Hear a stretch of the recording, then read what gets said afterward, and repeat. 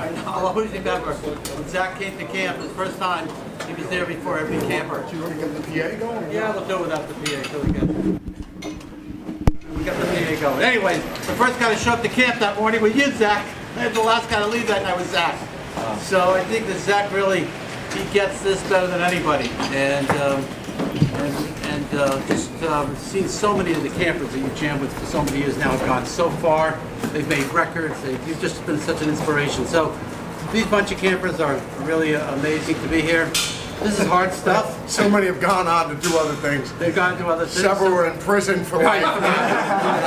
Some are in prison, yeah. Gonorrhea, syphilis, all types of They've learned everything. exciting things. Yeah. So I thought we'd do this. I thought we'll start off with, until Miles comes, let's do a Q&A because I know so many of you had questions. And here's a perfect time to get your questions answered. So just raise your hand and let's scream it out loud. Miles. There's Miles. Okay, Miles. I took over for you. Miles is Hey Zakk, nice to meet Hey, you. what's going on? All right, we got the mic up. Well, guys, I'm sure you already did this, but another round of applause for Zakk Wylde. Great. So, Zakk, I'll ask a question real quick, and then I'll open it up for everybody because I know they have a ton of questions. But you know, you lived the ultimate rock and roll fantasy at 19 years old by getting the gig with Ozzy. I mean, how does the life of a 19-year-old change when you get the Ozzy gig? Well, you know, once you get gonorrhea and syphilis, I was just like, at least I don't have herpes. So, you know, no, it was definitely, it was mind-blowing. I mean, you know, so, I mean, you figure I'm coming right out of high school, and then, you know, pictures of Ozzy and Randy and stuff like that up on my wall, and being a huge fan, and then I'm in the band. So it was kind of funny, like when I did that Rockstar movie. Yeah, I know, it was a good time. I mean, but it was just kind of like, it's like a similar story, you know, I mean, a huge fan of the band, then you're in the band. Or, you know, like whatever your favorite team is, you know, New York Yankees or Dallas Cowboys, whatever team you're into, it's like being a fan of the team and then you're on the team. I mean, it was, you know, so it's definitely beyond mind-blowing. So, to say it beyond exceeded my dreams is an understatement, for sure. Well, I think we can all agree that would be our rock and roll fantasy, right? And so is jamming with Zakk Wylde. Let's open up some questions to you guys. Raise your hands. Let's go with you right now. You mentioned the Rockstar movie, and I was curious, did they seek you out or cast you for that, or was it your work on part of the soundtrack and then they asked you to be part of it?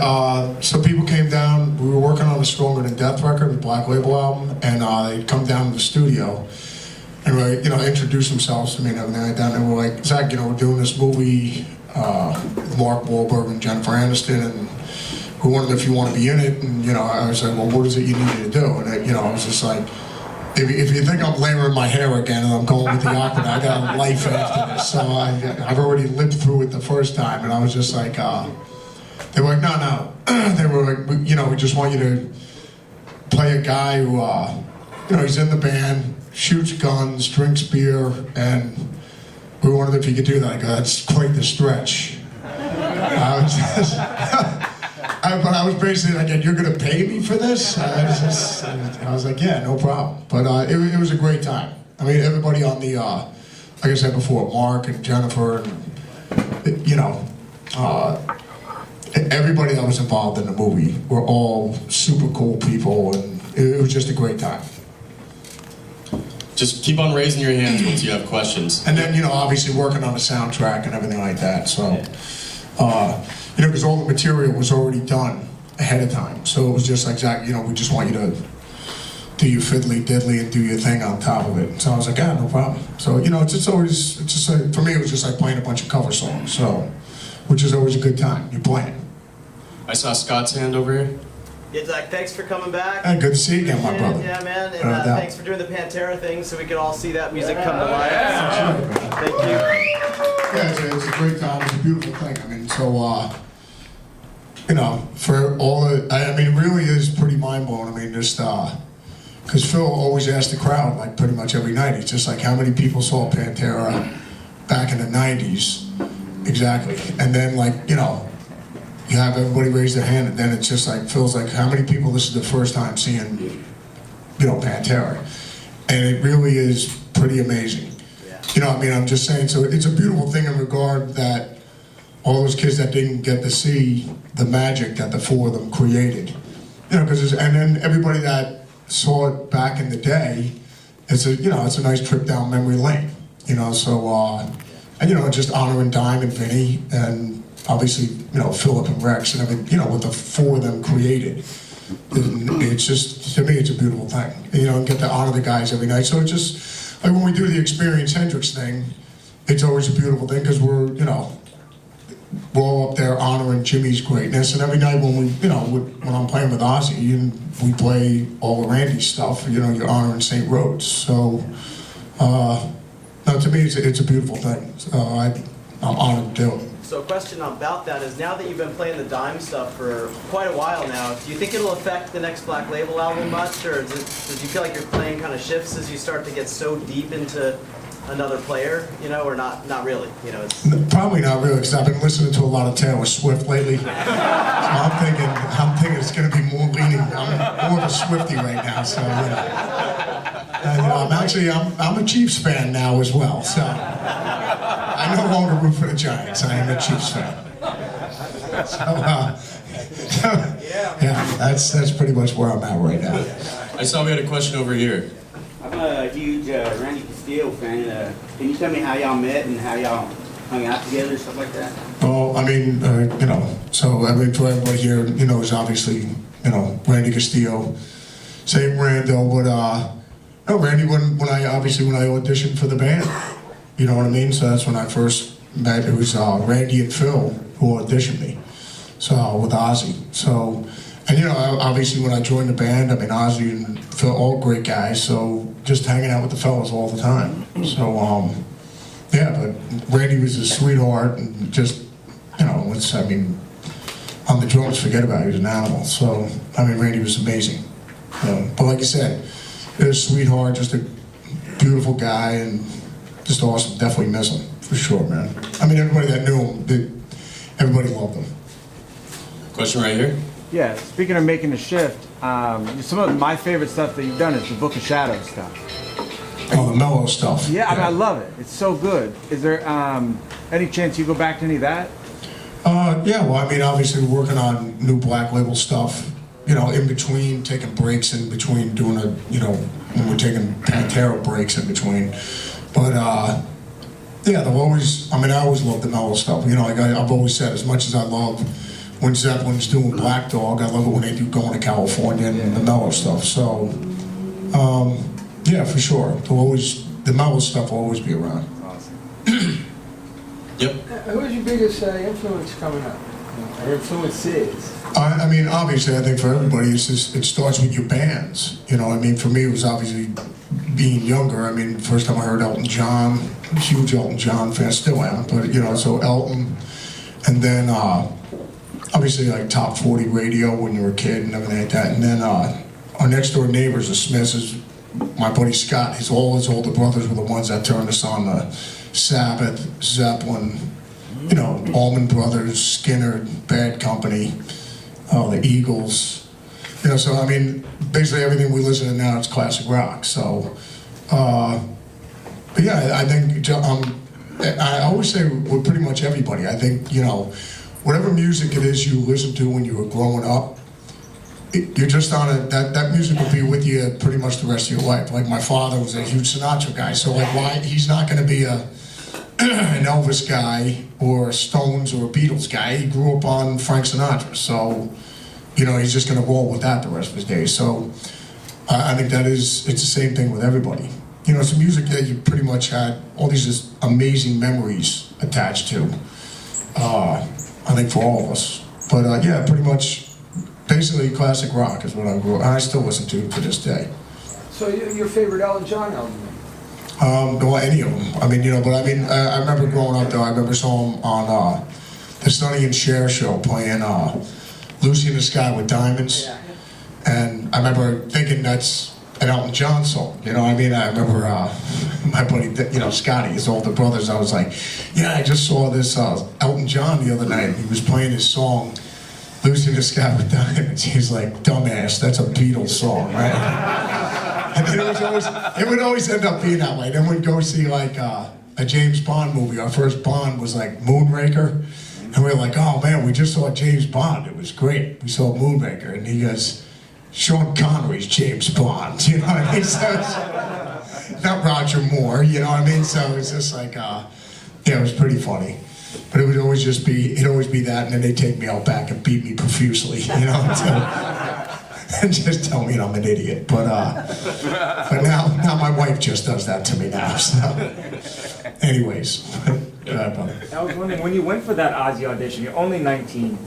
Was your family, friends, were they supportive of that? Did anybody try and talk you out of it? Like you're fresh out of high school. Do you really think you got a shot? And you know, that kind of. Or, I'm so curious, were people supportive or trying to talk you out of it? Or? No. I mean, of course, everybody's supportive. You know what I mean? So, but yeah, I know it was it was a big deal. Like, you know, so for my parents driving me out to Newark Airport. But I remember Barbara and my sister in the back seat, right? We're all going up to drop me off to Newark Airport.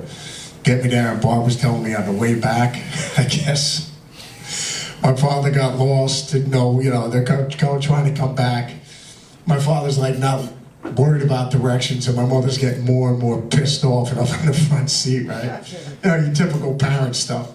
And all I remember is my mother yelling at him going, will you just pull over and ask for directions? And so he pulls over at some construction site.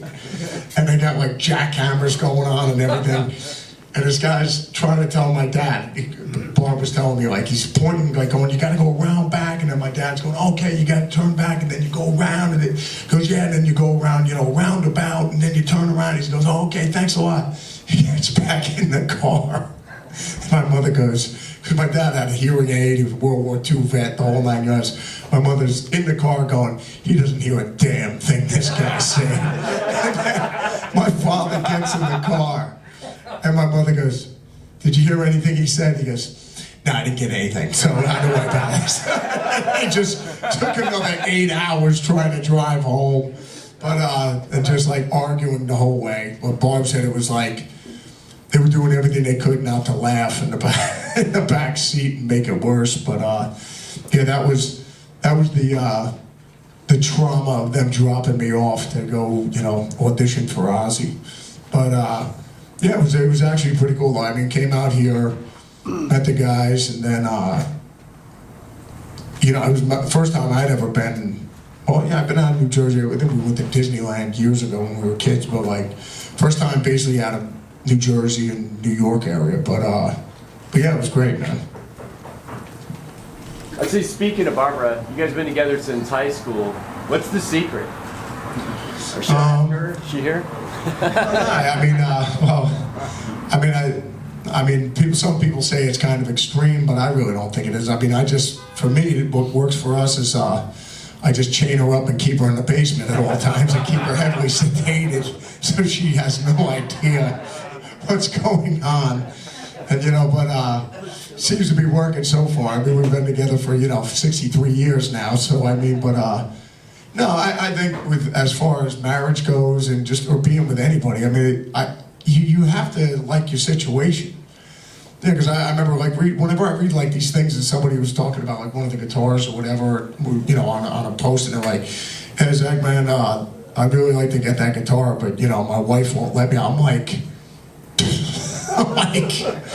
that's like who would want to be in a relationship like that, man? You know what I mean? Like, if my wife wants anything, I want her to be happy and have whatever, do whatever you want, man. You know what I mean? And she locks me up in the basement and I can't come out. So and when she tells me I can't go out with my friends, I just tell the guys, I'm sorry, I can't go out tonight. You know? No, I just think, like with anything, being in a band or being in any situation or having a job or anything that you're like that, it's just like you're at some job, you're like, Zakk, I hate this place, but I'm gonna end up stabbing this guy. I go, you've been saying that for the last 6 years. Why are you there? You know what I mean? So I think it's, everybody's writing their own book. So I mean, for me, I mean, obviously if you get into an argument, you know, I mean, but you know, the other thing is a lot of people can't say they're sorry, you know what I'm saying? like the Fonz, you know what I mean? I'm so you can't say it, you know? But, you know, I mean, that usually helps a little bit, so, but no, I think you have to like your situation, you know what I mean? Without a doubt, I think that's the whole situation, man, you know? Yeah, in the back. You're going to be playing with some talented youngsters today. Any advice for them as they start out their careers? Wait till you see these kids, Zach. I mean, right? Everybody, they were crazy last night. Awesome. Yeah, I'm looking forward to it. Every time, whenever we do these things, it's always a blast. So, you know, no matter whether they're shipwrecks or train wrecks or combined with both, you know what I mean? It's always a good time. I'll ask a quick question. So obviously, you know, Ozzy's had some trouble over the last few years, as a lot of us know, and he's canceled a few shows. What do you think the chances of actually getting out there for another Ozzy gig are?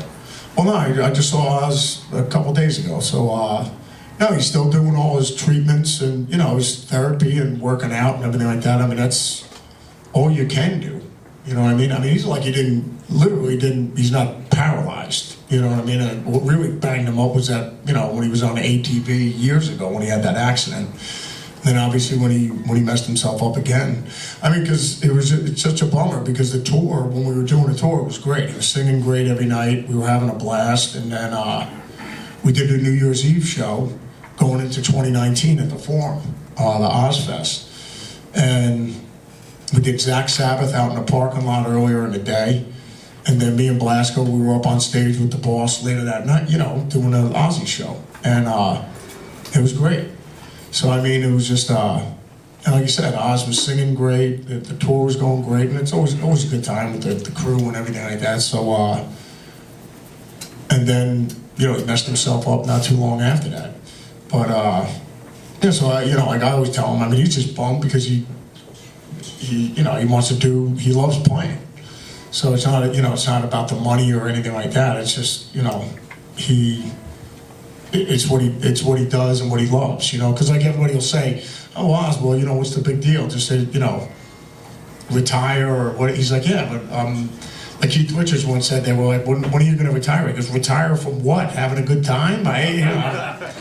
It's just, you know, like if you like reading books, it's like, when are you going to retire from reading books? He's like, why would I like reading? You know, what's the problem here? Right. So, but now, you know, I mean, hopefully, you know, I mean, Oz just, like I said, I just tell him each day, just keep working out, just keep putting another brick and another brick on the empire until you feel good and you're ready to go.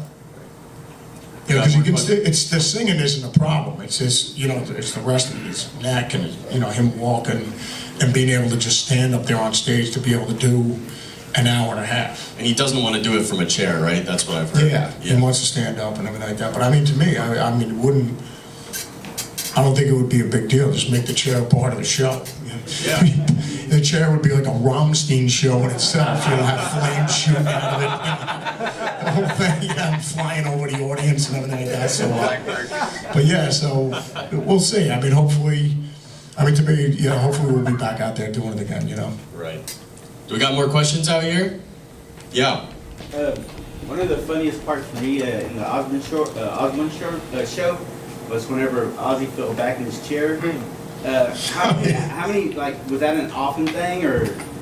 No, that wasn't scripted or anything. I mean, none of that stuff would be, you know what I mean? So, I always said, like, there was just comedy at all times. I always said when I joined the band, I mean, it was a miracle any work ever got done, because we'd always be crying, laughing all the time, because he's always taking a piss out of himself, making fun of himself, and, you know, so you wouldn't even need any bad reviews, because if there was anything bad, he would go, Zakk, did you write that one? You know, because he'd be getting a kick out of it too. So you know what I mean. So no, it was just always non-stop laughing, man, all the time. Do you think the Pantera celebration will go on after, say, the next year? Do you plan to do it kind of on a permanent basis? Yeah, I mean, I told the guys whenever, as long as they want to do it. I mean, I don't know why you would want to end it. I mean, because all you're going out there and you're just celebrating the fellas. So, and like I said, I think it's a beautiful thing, and I get to honor my buddies. So, absolutely. Yeah. And how has it been playing stadiums with Metallica? I mean, you just had a gig the other night with them, right? Yeah, we just did, was it Ford Field in Detroit? So, yeah, we're going with the Detroit chapter, Berserkers, but, no, it was great. I mean, every night, you know, like I said, I get up there with the fellas every night, it's just awesome. You know, the kabuki drops, or we're doing the Metallica show with the big round stage and everything like that, so. Right. But, yeah, it's awesome. You know, we hear, and feel free to raise your hands at any point, but you know, we hear a lot about your friendship with Dimebag. What was your friendship like with Vinnie Paul? Oh, Vinnie was great too. So, I mean, you know, we did some shows. I remember it was with, Hell Yeah, and that's, what was it, Device, when Father Draymond was, you know, when the band took a break for a little bit and he was doing the Device thing. So, it was that, and then I guess with Megadeth. So it was like all four of us went out, and, no, Vinnie, every night, man, it was just, with Diamond Vinnie, every night was Friday night, or Saturday night. Because it wouldn't be Sunday, and even if it was Sunday, it would be Sunday Night Football, you know what I mean? So it was just, no, every night was Friday night, man. I mean, it just literally was, but, no, it was just, because the way I always say, if you celebrate Diamond Vinnie, like, there was zero time to get depressed. Like, if you were bummed out, it's like, Zakk, call the fellas up. We're gonna have a party. Yeah, I mean, that you could either be depressed or you could be loving life and whooping as much ass as possible. So, yeah, they were just always about having a good time. I mean, Don would walk in a room if somebody was depressed as could possibly be, you know. No, he would just light up a room. Same thing with Vinnie, man. I mean, you know, so, like we were on the road, he was just always about having I remember he got tickets to go see the Giants and the Cowboys. It was me and Phil, who, the security with Black Label, we're both New York Giant guys, so, and Vinnie being a Cowboy guy. So, you know, Vinnie got us tickets, we flew out to Vinnie's house, and then we all went to Texas Stadium to see the game, so. But it was just always, and you know, obviously there'd be some raging barbecue at his house. We'd start there, go to the game, you come back, and it's still just forget about it, just all the time. You know, a lot of people always say that when they give up drinking as a guitar player, it's way harder to play on stage at the first few shows after. Did you experience that, or did you just kind of seamlessly go into it? No, I mean, because I think with everybody, you know, just the partying and everything like that, you know. Because you're not driving anywhere, you know what I mean? So it's especially when you're out on the road, I always say it's like you have a $1 million Irish pub rolling down the road, you know? And you would just be listening to music all night and just sitting up front watching the world go by, solving the problems of the world, talking about everything. Always sitting up, you know, like me and you just sitting here right now, just listening to the tunes, listening to production, and then, and just talking about anything that's going on, current events, or, oh man, you hear about what happened, or blah, blah, blah, you know, so. And it was just always a good time. So, I mean, for me, anyways, that's what it was always about with me. And then, you know, sitting and practicing, sitting and writing, and when we're recording, just drinking beers, having a good time, and tracking everything, so. But, I remember when I got the blood clots and everything, I just figured it was because I was doing David Lee Roth splits off the bar the other night when we were all hanging out or something, and, you know, just putting ice on it and everything like that after the shows, and it was just still killing me for like a week, and I was just like, let's just go. We had like a 24-hour drive in the sub. So I was like, let's go get this, let me just go to a doctor and get this checked out, because this ain't getting any better. So, I guess being a responsible rocker. So we end up going to the doctor, and I do like an ultrasound behind my leg, you know, one of those things they do to, you know, pregnancy type thing. So it's just like, he checked out the back of my leg, and he just goes, Zakk, you're pregnant, you know, so anyways, he just goes, yeah, you got like 3 blood clots in the back of your leg. And I was like, blood clots? And he was just like, I thought you get them like when you're like 90 years old. He goes, well, no, if you're sitting around. He goes, a lot of people, airplane pilots get it, truck drivers get them, you know, just from being stationary. Or people that are on computers or desk jobs or whatever, you know, from moving around. And I was just like, well, I lift, I work out, I'm moving around, you know, and I go, wait, hold on a second. I'm sitting down practicing, I'm sitting at the piano, sitting tracking in the studio, sitting at the pub, sitting at the pub. I go, I guess maybe that's something to do with sitting down. But I remember he told me, he goes, he's like, I don't mean to be Debbie Downer or anything like that over here, but I'm just looking at your liver enzymes and your pancreas enzymes, and I'm telling you right now, if you keep drinking this when I was like 42, if you keep drinking the way you're drinking, and you're 42, before you're 45, you'll have to have a liver transplant. And I was just like, and he goes, and your pancreas ain't too far behind that. He goes, well guys, because we're getting better with the liver, but the pancreas, guys, they either die on that table or a week later, but they don't go home. And he goes, at door number 3, you can, listen to your Jimmy Page records and hang out with your dog and, your family, your wife, your kids, fist your prostate and make sure you're regular. I was like, well, I definitely love listening to Jimmy Page. And I definitely love checking my prostate. Oh yeah, the wife and the kids and the dogs, yeah.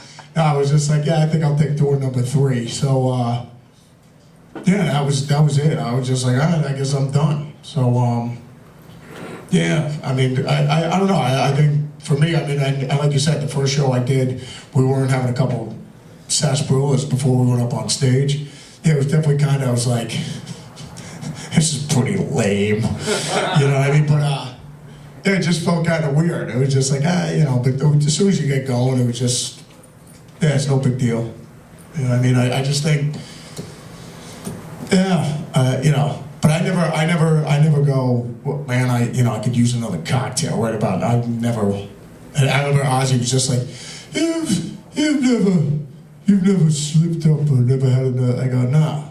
And he says, because you haven't. I go, no, because I'm not a candy ass. That's why, Oz. So anyways, yeah.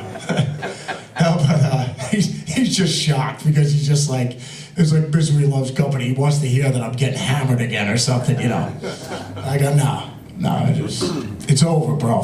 I mean, it's just like, instead of playing football anymore because I can't play because of injuries or whatever, you just move on to the next phase of your career. Now you're coaching or you're a team owner or whatever, so it's the next thing. But no, it is what it is. We had a great time when I still love talking about all the comedy and all that, thank the good Lord nobody ever died, or, I'm just saying nothing bad really happened. I'm inside of some ridiculous comedy, but, no, and here we are now. But, for any of my friends that are trying to quit or anything, I just go, don't beat yourself up about it. They go, that was Tuesday, today's Wednesday, next. That's it. Yeah,